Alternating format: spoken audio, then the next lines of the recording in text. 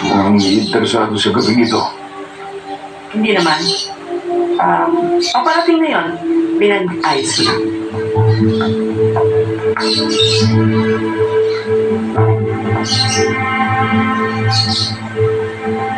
Grabe, ito nga na ay.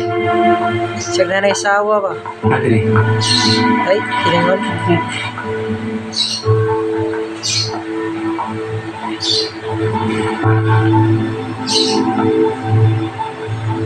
Bakit ganyan na suot mo? Nandito Naipantay. na ako. Hindi pa kayo masaya?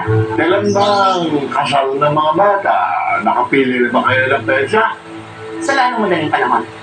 Huwag na natin patagalin. Anong gusto niyong kasal?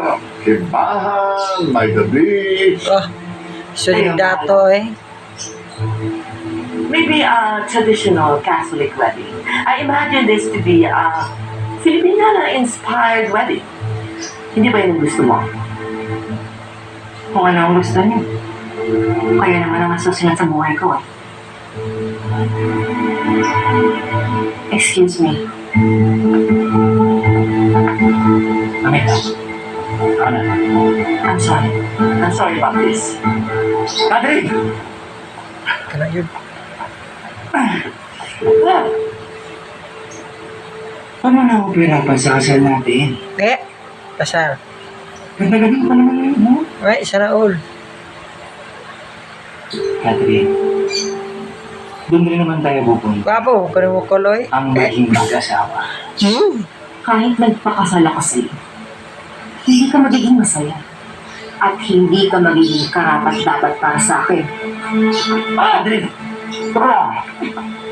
Ano, sinasabi mo lang yan. Huwag kang mag-alala, ha? Bubuo tayo ng pamilya. At gagawa tayo ng maraming anak. Eh, Sisiguraduhin ko sa'yo na Noon. hindi maligaya ka sa akin.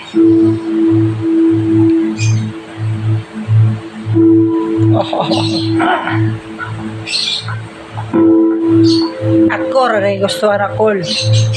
Pumunta kayo dito para mamanhikan. Pero sila hindi sang-ayon ng bride to be. Bakit? Atras ka na ba, senyor? Wala to.